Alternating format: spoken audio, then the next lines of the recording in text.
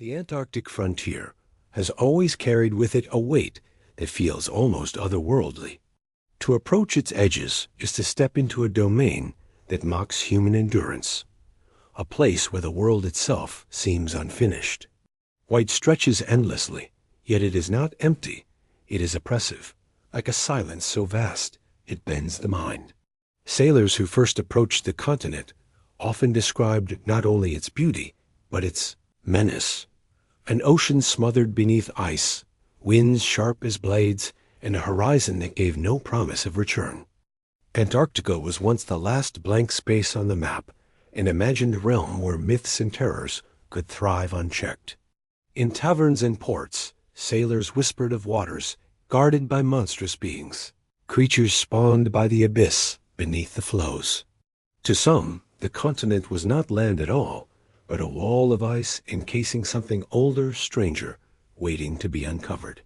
It was a silence that spoke, though never in a tongue that offered comfort. When the first expeditions braved these frozen wastes, they entered more than a hostile wilderness. They crossed into a paradox, a desert of ice that concealed seas older than history itself. Beneath the shifting floes, beneath the weight of millennia, there existed an ocean, locked away from sunlight since the dawn of time. An ecosystem untouched, sealed as though the planet itself wanted its contents forgotten. Here, the silence is not absence, but presence. The ice does not merely rest, it guards. It preserves and conceals in equal measure. And within this frozen coffin of time lies the opening question of the modern age. What has been imprisoned in the dark waters beneath Antarctica's white silence, and why has it never been allowed to escape? Beneath the continent's vast white crown, science began to listen for murmurs. What explorers once thought of as an unbroken shield of frozen silence revealed itself to be alive, restless, and full of hidden motion. The ice was not a static wall, but a shifting skin stretched over secrets. Seismic tremors, satellite readings, and the groaning pulse of glaciers spoke of something unimaginable. Rivers flowing under the frozen desert, lakes that had never tasted the sky, pockets of liquid water sealed off from millions of years. With the 20th century came the first signs. Instruments meant to measure the weight of glaciers instead found their foundations hollow. Signals bounced back strangely, as if they had struck vast chambers of water suspended beneath the ice. Later, when radar pierced deeper, the results shook even hardened scientists. There were lakes larger than cities, rivers longer than nations, entire landscapes hidden in total darkness. This was no barren underworld. It was an inverted earth, concealed by ice and time. The very thought of life thriving in these sealed pockets was enough to make the heart falter. For they were untouched not just by man, but by the planet's changing face itself.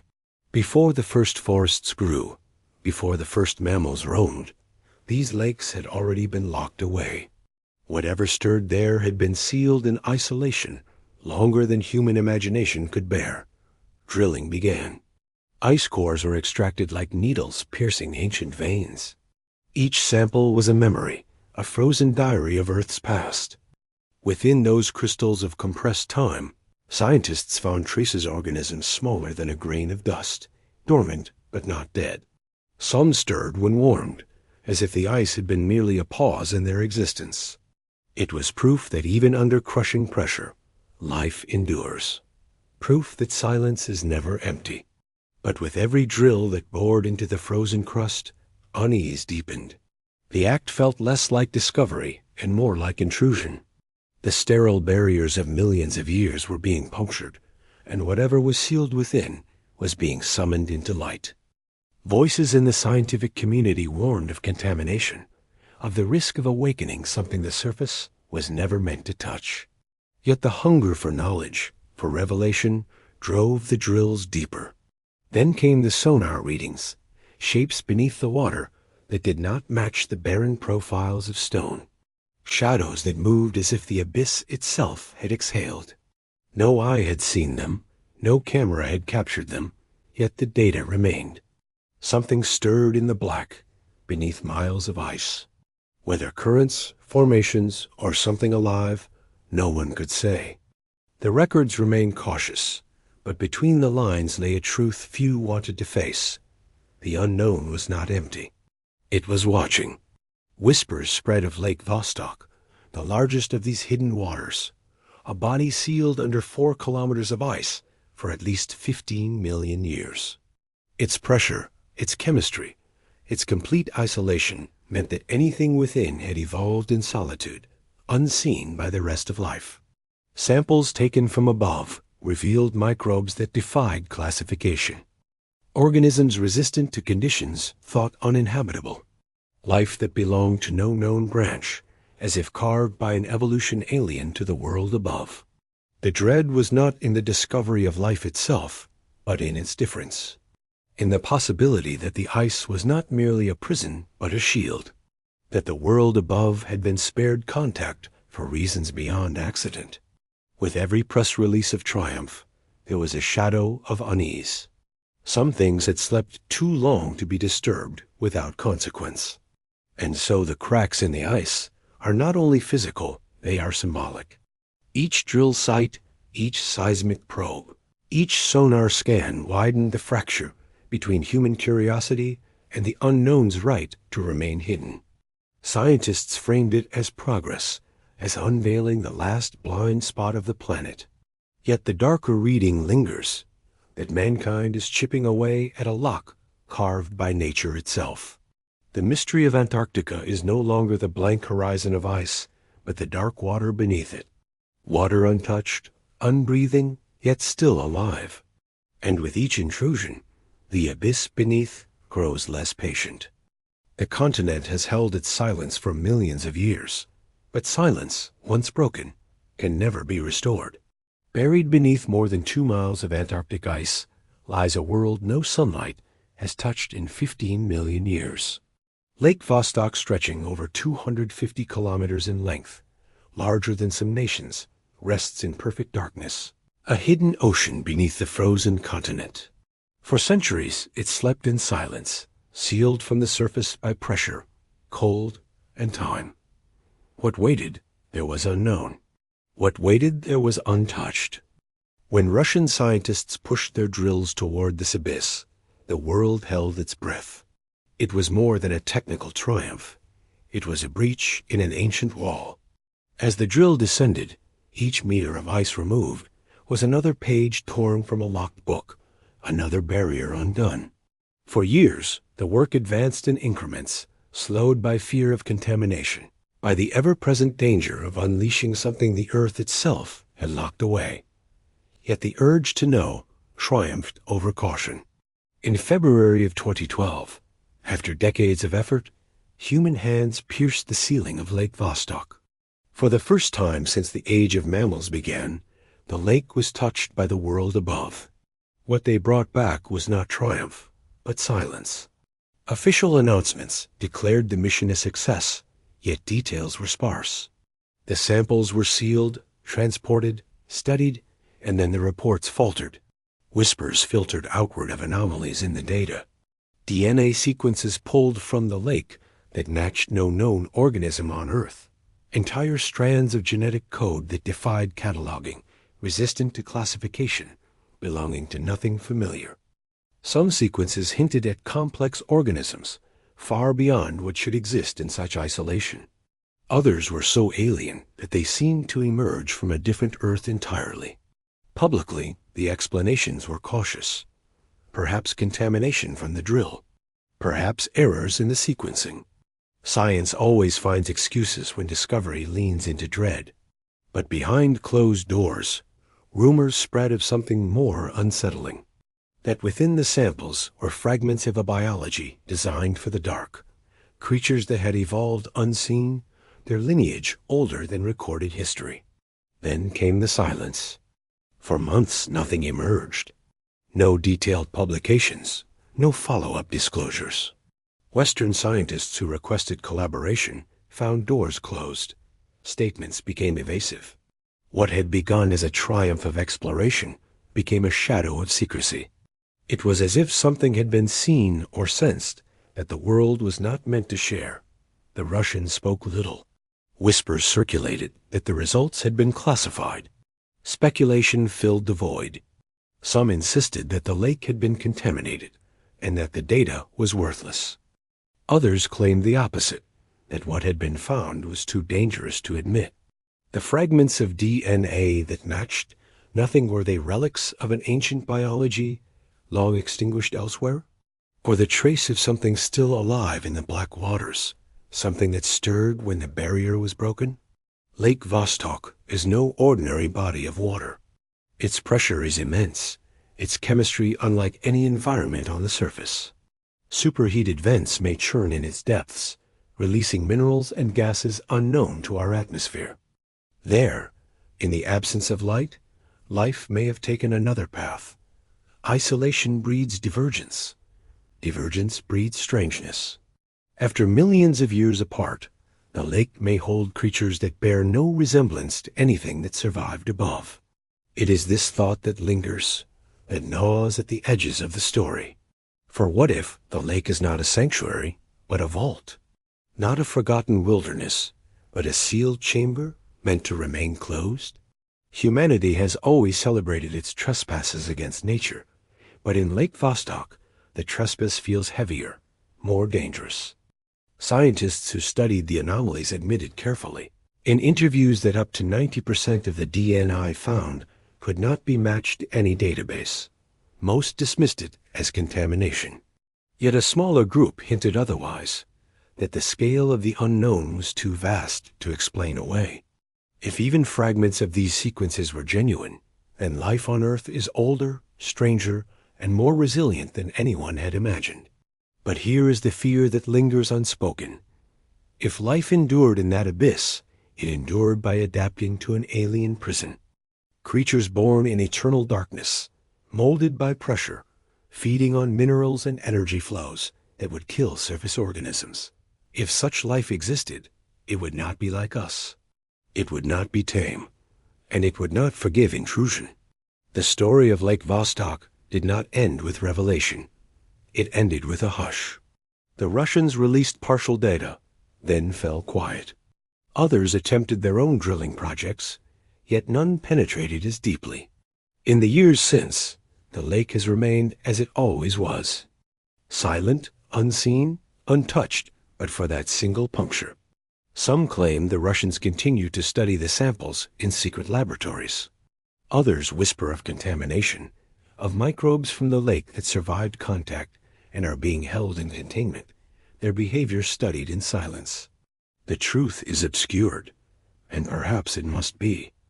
For Lake Vostok stands as a reminder that human ambition can pierce barriers, but it cannot always control what lies beyond them.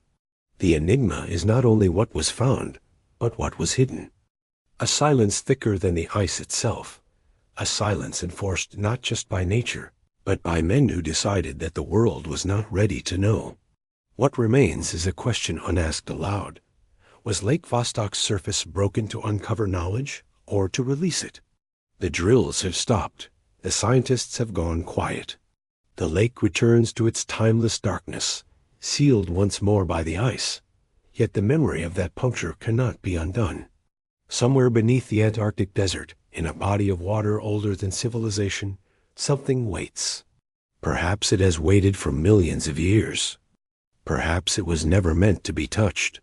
Perhaps it is still watching the crack that was made, sensing the warmth of the world above. Lake Vostok is not only a mystery, it is a warning. The Antarctic ice shelves are not still.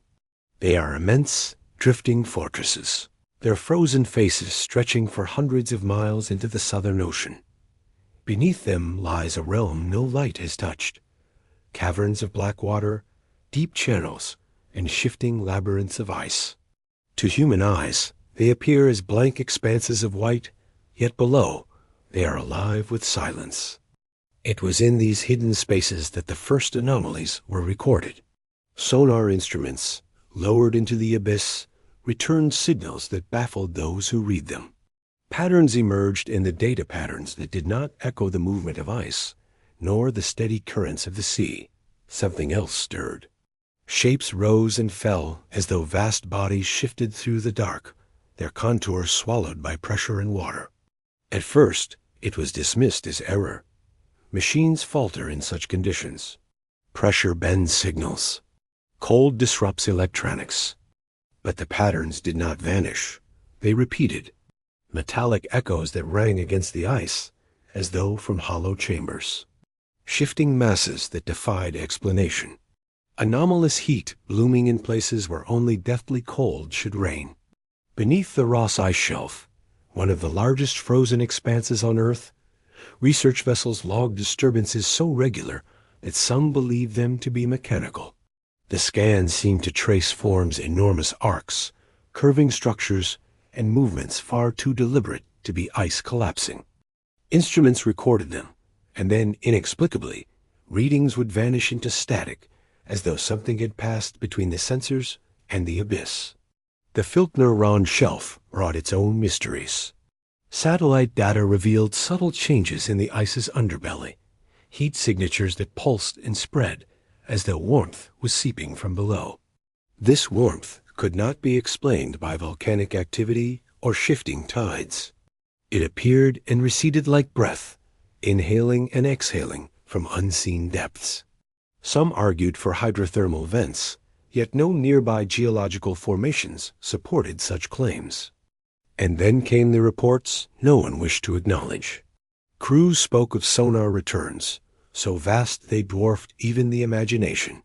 Shapes stretching hundreds of meters, moving with ponderous slowness, shifting through the water with a weight that could not be denied. No photograph, no sample, only the echo of something immense dragging itself through the abyss. Science recoils at suggestion. Researchers wrote of interference, of sonar artifacts, of instruments deceived by shifting ice.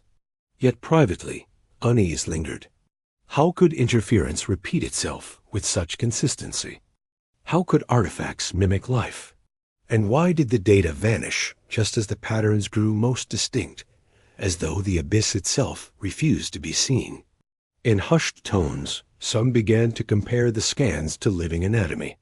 Massive arcs resembling ribs, hollow spans like vaulted chambers, forms that shifted but never dissolved into randomness. The ocean beneath the shelves was no longer empty. It seemed to hold shadows that moved with intention. These labyrinths of black water are unlike any other place on Earth. They are voids carved into the ice, tunnels that stretch for miles, deeper and darker than any cave. Here, pressure rises to crushing extremes. Here, currents move in silence, unseen and unfelt. A creature could exist in such a place unseen for eternity, moving slowly, hidden beneath the frozen desert. What if the anomalies were not echoes of ice at all, but the trace of life adapted to the void? Creatures vast enough to slip between sonar pings, ancient enough to have never known the sun. In the silence of these caverns, evolution might have walked another path. The abyss beneath the ice shelves is not merely cold, it is primeval, untouched, waiting. The official reports remain careful. They speak of misreadings, of technical errors. But the data exists, scattered across research logs and whispered among those who have seen too much to dismiss. Something stirred beneath Ross. Something breathed beneath Filchner-Ronne. Heat rose where there should be none. Shapes moved where there should be silence. The dread lies not only in what might live there, but in the scale of it. These shelves are vast enough to conceal continents of shadow. To imagine something moving within them is to imagine a presence larger than cities, slower than time, older than memory. It is to imagine the ocean itself alive. Whispers persist in the scientific underground rumors of expeditions that went deeper, of scans never released, of signals that mapped not randomness but intent that suggested awareness. As though the abyss had noticed the intrusion and shifted in answer. For now, the shelves remain sealed. The anomalies are buried in papers few read, dismissed as noise in the data. But those who stood on the ice and watched the instruments falter remember. They recall the way the static pulsed like a heartbeat. They recall the heat rising where no heat belonged. They recall shadows moving where nothing should move. The Ross and Filtner round shelves are not silent, though they pretend to be. Beneath their frozen bodies, something shifts with the patience of centuries, concealed in corridors of black water. It does not rush. It does not reveal itself. It waits, and in the waiting, the dread grows. For beneath the ice shelves of Antarctica, there are shadows that do not belong to ice. Antarctica has always carried the promise of discovery. Its sheer whiteness suggests purity, a blank canvas upon which science and exploration could write their names. But the ice does not forgive trespass lightly. For every expedition that returned with maps and samples, another left only silence. Disappearances accumulated like snowdrifts, buried in archives, sealed in classified files, whispered in the recollections of survivors who spoke less than they remembered. The first whispers began with early aircraft sent to chart the continent's endless coastlines. In the 1940s, U.S. Navy operations launched squadrons of planes into the southern sky. Some returned with engines groaning from ice and wind, but others never landed. Entire crews were listed as lost in storm. Yet the logs told of clear skies before their signals ceased, of navigational readings that made no sense, of pilots insisting their instruments spun out of control moments before contact ended. Rescue missions found nothing, no wreckage, no oil slick, only blank expanses of white. Later, research teams vanished just as completely. Small groups sent inland to chart glaciers or collect samples were erased without a trace. Base camps found their equipment frozen in place, supplies untouched, journals abruptly ending mid-sentence. It was as if those who pitched tents in the White Desert were invited into its silence and never returned. Governments responded with restraint.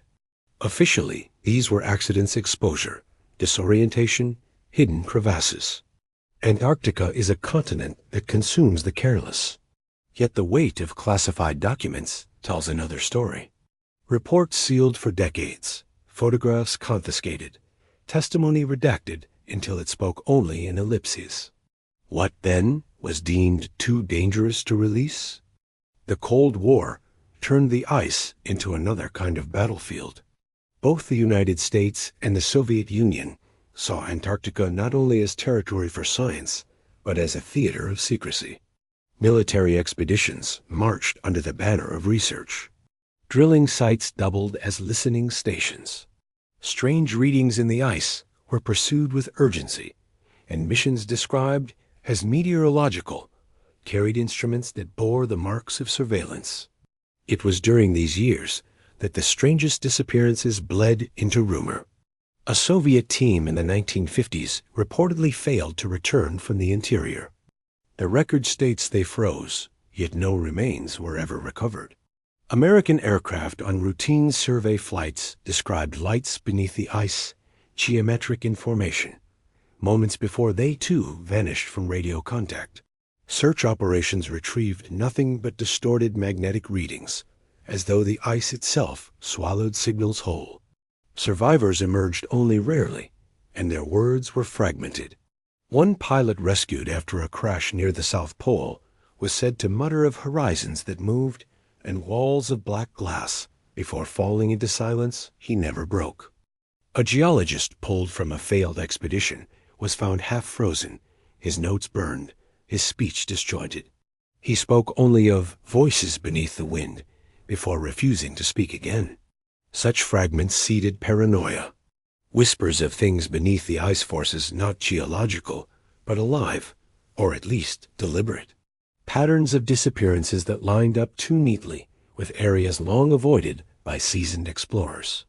Heat signatures buried miles down, followed by missions that never returned. Governments learned to bury these stories. Families were given medals, condolences, or nothing at all. To acknowledge the mysteries would be to admit ignorance, or worse, to admit contact with something outside comprehension. So the official line hardened. Antarctica was dangerous, yes, but not mysterious. Those who perished had done so in service of science, swallowed by weather or terrain. The rest was silence. But among those who study the history of polar exploration, the disappearances remain as raw scars. Dozens of names on lists of the missing, aircraft that lifted into clean skies and never returned, men who walked into the white and became shadows. No graves, no markers, only absence. As decades passed, the ice itself became complicit in the secrecy. It preserved no evidence, offered no clues. What it concealed, it kept. Wreckage might lie intact beneath miles of frozen mass, but to find it would be to risk joining it. Thus, the unknown was left undisturbed, folded into the continent's frozen archives. The paranoia spread further when whispers surfaced of operations never acknowledged. Teams dispatched not for exploration, but for recovery. Rumors of ships beneath the shelves, objects found in caverns of black ice, creatures glimpsed in the abyssal waters, and recorded only to be erased. If true, these accounts would explain the silence. Some discoveries were too destabilizing, too threatening to release. And yet, the stories persist. Sailors speak of distress signals cut short by interference that pulsed like a heartbeat. Pilots tell of shadows moving beneath ice floes larger than any whale. Researchers trade tales of missing colleagues, of camps abandoned in perfect condition, as if the inhabitants were plucked from the earth. Each story, perhaps, can be explained away. Weather, equipment failure, human error. But taken together, they form a pattern. A pattern of intrusion and consequence, of visitors who trespass too far to a continent that does not welcome trespass.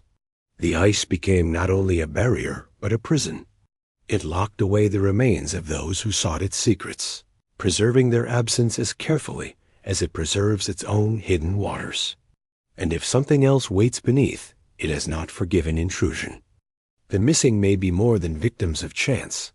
They may be evidence of a boundary crossed, a warning written not in words, but in vanishings. Antarctica holds its silence. Families mourn what they never recovered. Governments keep their files sealed. And the ice itself endures, patient and eternal, a white shroud stretched over both the land and the lost. In its endless expanse lies the truth. Those who disappear into Antarctica are not merely lost to distance or weather. They are claimed by something deeper, something unseen, something that ensures that those who go too far into the frozen desert never return. Beneath Antarctica's frozen ceiling lies a world unlit by sun and unseen by man. The continent, cloaked in ice for millions of years, shelters more than silence. It shelters possibility. Modern science has proven that sealed lakes, vast caverns, and subglacial rivers stretch beneath the crust of white, isolated since long before human civilization began. These are chambers of eternal night, where time itself seems slowed, and where life, if it exists, would be untouched by every age of catastrophe and extinction that reshaped the surface above. On the frozen plains, life bends beneath the tyranny of cold and scarcity. But in darkness, locked beneath 2 miles of ice, the rules alter. Heat from the Earth's interior seeps upward, mingling with chemical flows. Minerals grind, release gases, and spark reactions that could fuel entire ecosystems. Microbes already proven to survive in such inhospitable conditions hint at a larger truth. Extremophiles endure where no light can reach. They draw breath not from sunlight, but from stone, salt, and sulfur. They remind us that life's fire burns in forms almost unrecognizable. Yet where there is sustenance, there is also the potential for complexity. In isolation, time can craft the improbable. In the absolute absence of interference, evolution may take paths unseen elsewhere. Organisms could have grown into predators without sight, creatures whose senses are sharpened to vibration and current. Translucent shapes, fragile yet enduring, might drift through the black water, some no larger than a grain of dust, others vast enough to dwarf anything known to swim today. To imagine such a biome is to imagine an evolutionary tree grown sideways, branching into shadows instead of light. Creatures that never feared predators from above, never competed with mammals or birds, would have filled their own niches in silence. A blind leviathan could have roamed these waters for millennia, feeding not on schools of fish, but on entire webs of bacteria, worms, and ancient crustaceans that thrive where minerals seep from the rock. Some biologists dare to speculate. If life took root here before the continents divided, before the great extinctions that erased giants from the surface, then these sealed basins might hold not only survivors, but ancestors. Lineages older than the dinosaurs could endure, preserved in darkness as if under glass. Their DNA would carry echoes of a time when the earth was young, when seas boiled with primitive life. In that sense, the creatures below may not be new at all, but the oldest life still moving on the planet. The dread does not come from the possibility of microbes. It comes from the suggestion of predators' organisms perfected by millions of years of unseen refinement. In a world where human knowledge is absent, survival takes forms we cannot predict. Imagine jaws evolving not for sighted prey, but for anything that brushes too close in silence. Imagine appendages designed to seize by vibration, to ensnare blindly and with precision. Imagine an ecosystem that has never known the disturbance of humanity, never feared our nets, our harpoons, our ships. It has only known itself. When scientists pierced the ice above Lake Vostok and other hidden waters, their tools recorded anomalies. Samples came back with traces of DNA easily matched, signals of organisms that seemed out of place in a world of bacteria. The official explanations spoke of contamination, of laboratory error, of fragments carried down from the surface. Yet in the hush of conferences, the speculation lingered. Something larger exists in those waters. Something that had not surfaced in millions of years. The silence of these hidden worlds intensifies the fear.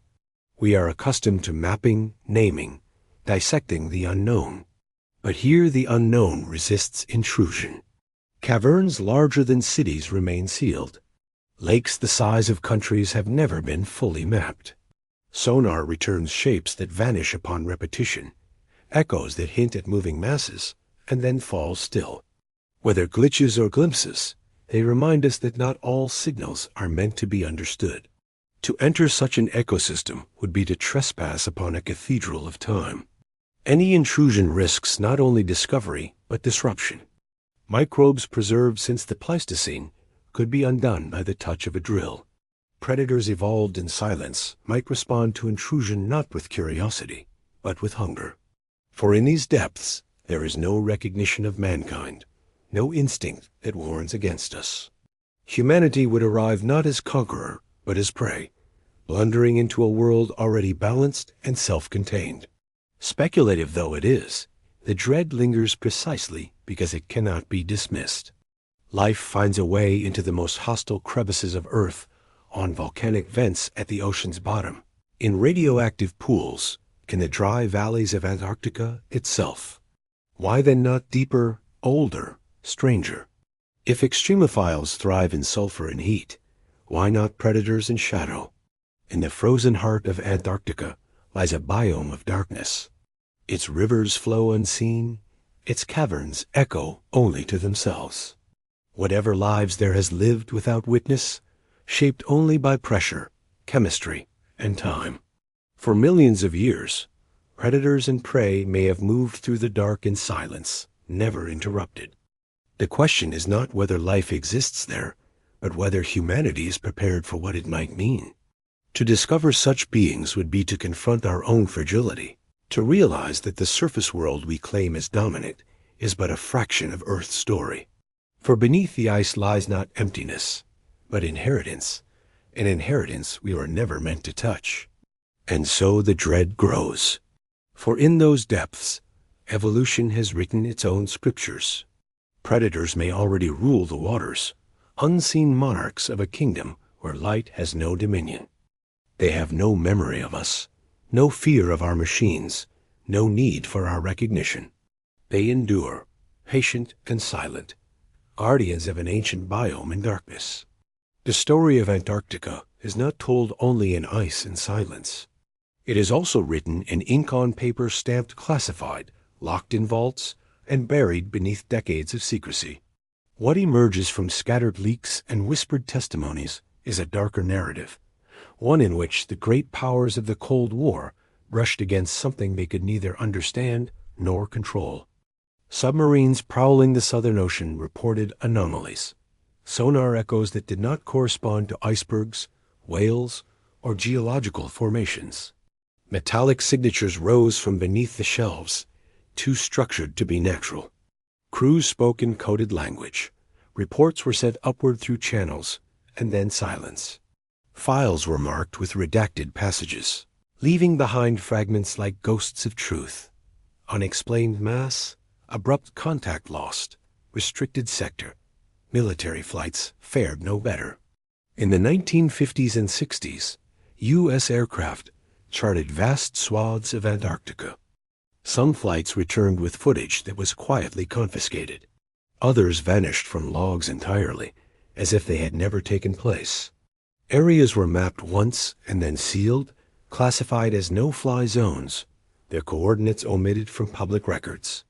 The official explanations spoke of weather, turbulence, or technical failures. Yet in the shadows of restricted documents lingered rumors that something moved beneath the ice something governments could not afford to reveal.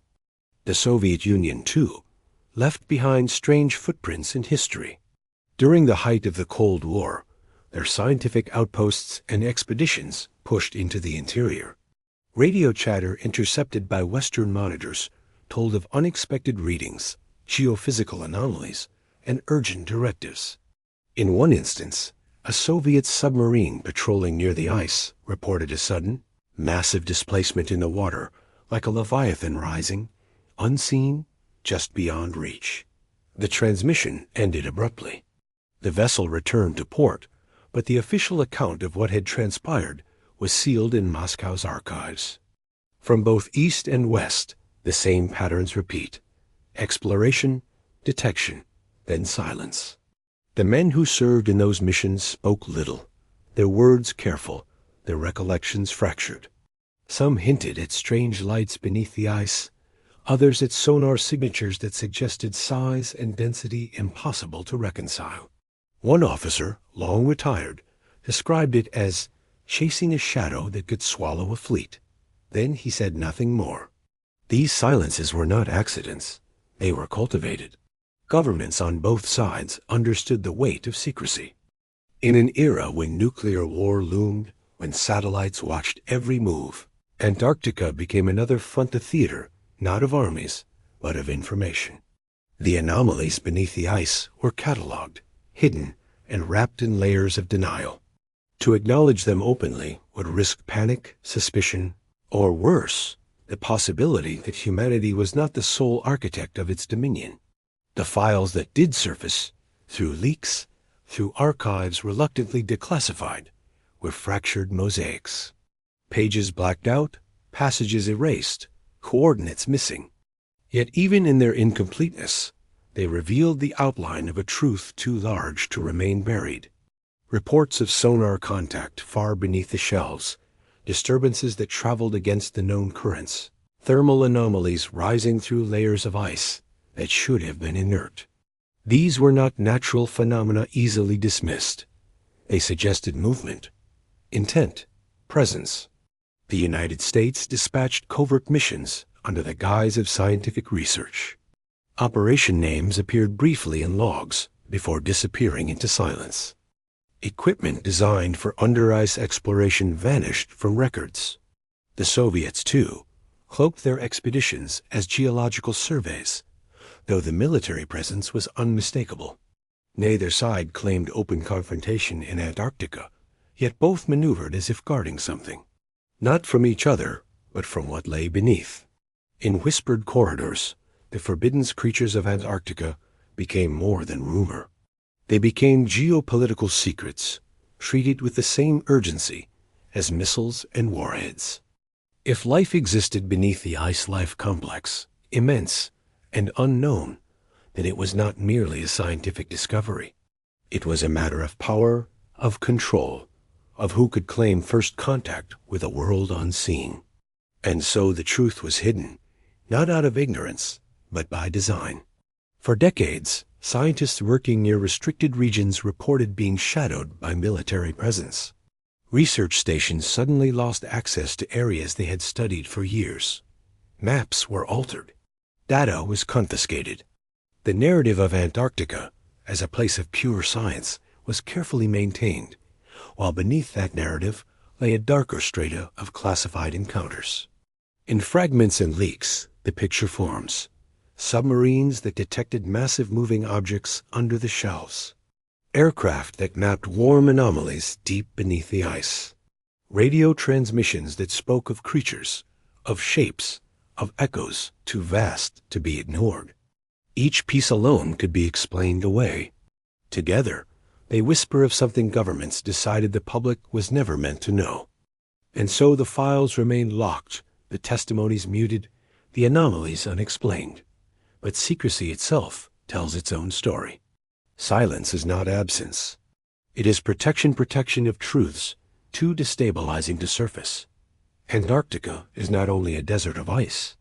It is a vault. Within that vault lies not only the memory of explorers and the bones of the ancient Earth, but the traces of encounters buried under redactions, classified stamps, and Forbidden's archives. The Forbidden's creatures beneath Antarctica's ice may never have been named, but their shadow stretches across decades of secrecy. In every erased line, every missing map, every redacted sonar report, the shape of something immense lingers. Governments turned away, not because there was nothing, but because there was too much. The abyss beneath the ice is not only a wilderness of geology and time. It is a stage where nations confronted the unexplainable and chose to bury it in silence. The classified files remain sealed, but their weight presses outward, hinting at the truth beneath the frozen continent, a truth still waiting, still watching, still forbidden. They are spoken of in fragments, and half-remembered testimonies whispered by men and women who swore never to speak. Their existence lingers between the cracks of official reports, in lines struck through with ink, in the shiver that passes across the face of a witness who claims to have seen something move beneath the ice.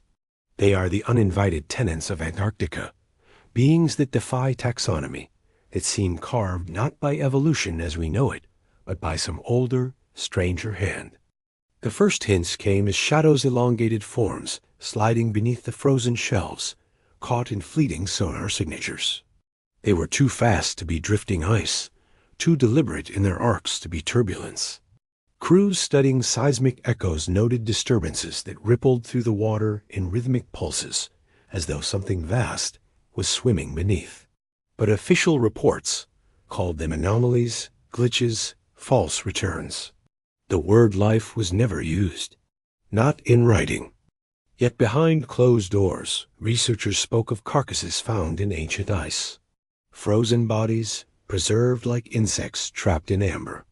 Their forms were grotesque in their unfamiliarity, jointed limbs branching into filaments, translucent membranes stretched taut over skeletal frames, jaws set in concentric rows of teeth.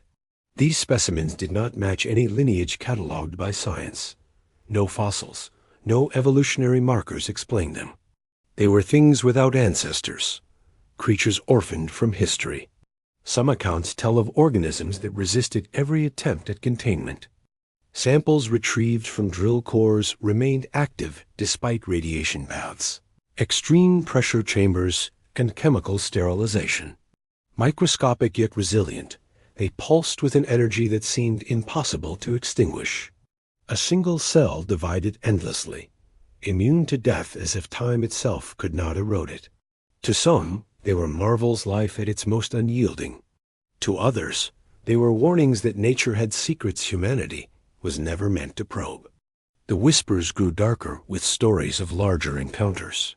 A research team drilling near a subglacial lake described hearing sounds through the borehole low vibrations, as if something pressed against the ice from below.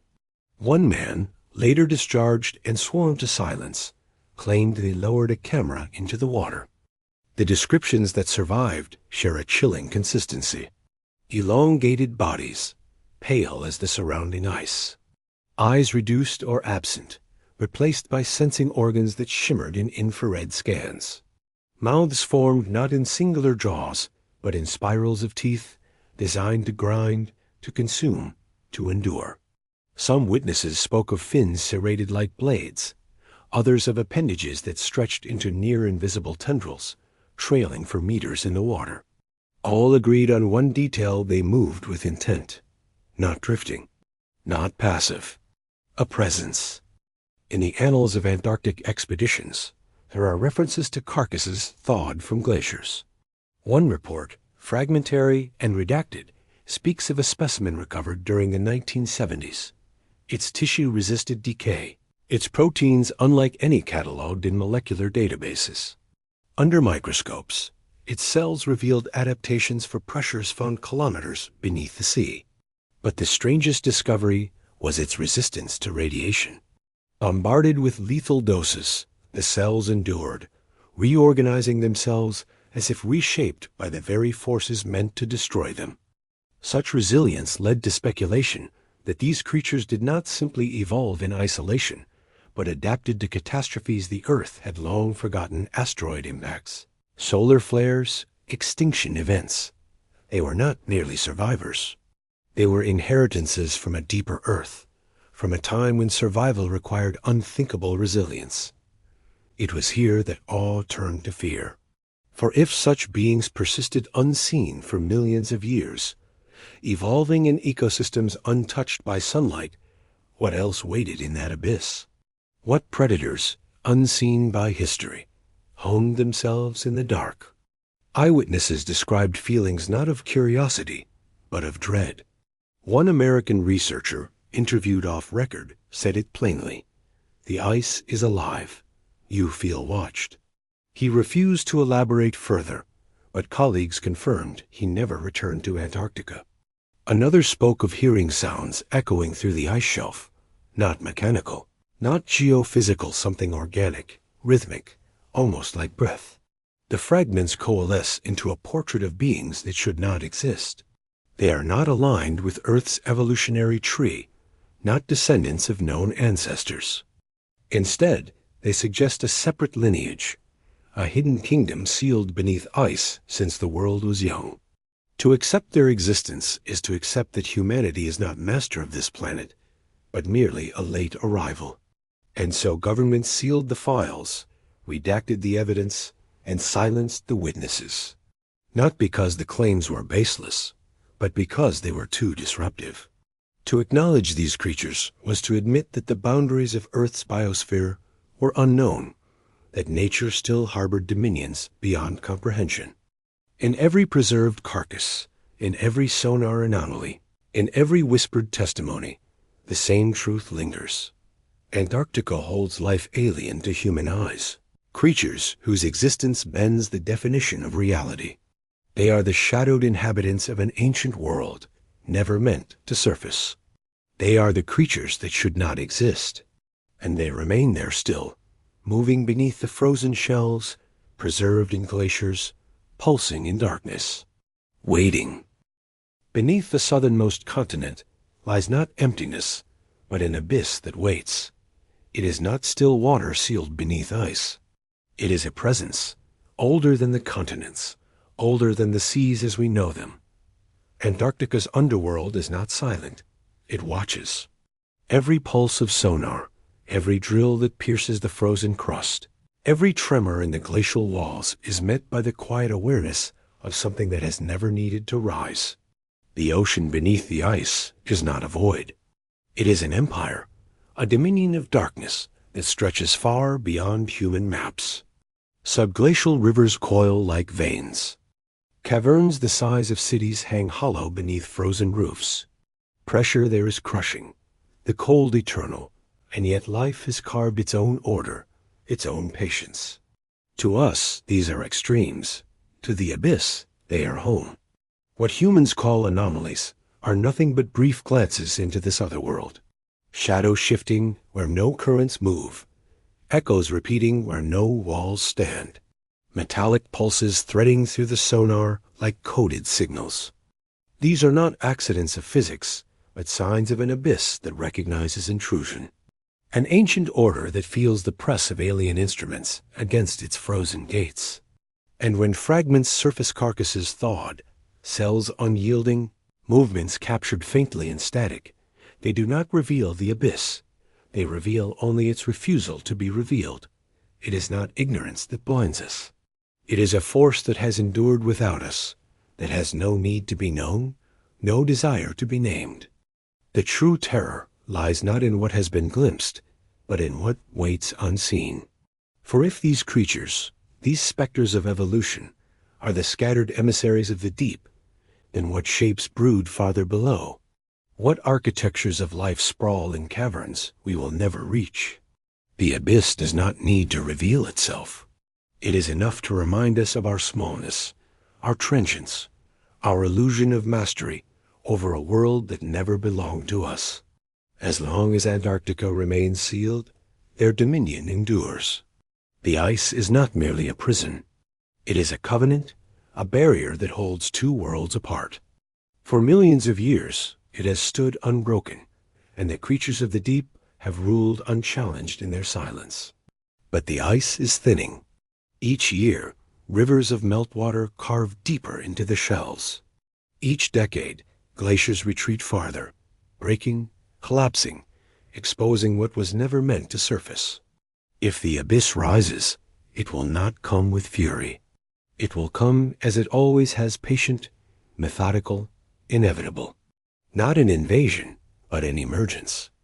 The world above will not be consumed in fire, but absorbed into a system that predates it. Humanity will not face a predator, but a reality that has no place for it. The thought lingers like a shadow in the mind. Perhaps the abyss does not merely wait, it watches. Every anomaly, every encounter, every disappearance is not chance, but recognition. To imagine that something beneath the ice can observe, can measure, can endure longer than civilizations, longer than nations, is to confront a terror without shape. A terror that time itself is on the side of the abyss. Existence above the ice is fleeting. Cities rise, empires fall, borders shift like waves against the shore. But beneath the shelves, the abyss remains unchanged, untouched, unyielding. It will outlast us, as it has outlasted everything before. The ocean beneath Antarctica is not our discovery. It is our reflection proof that the world is deeper than we dare to believe, that survival has taken forms we cannot control. The creatures glimpsed in shadows, the carcasses unearthed in ice, the whispers of movement through sonar, all of them are reminders. We do not command this planet. We never did. We live only on its surface, fragile passengers above a kingdom that has never known the light of the sun. And so the abyss waits, eternal and patient, watching as the ice melts, watching as the walls weaken, watching as we draw closer to truths that were never ours to hold. The abyss is not coming. It has always been here.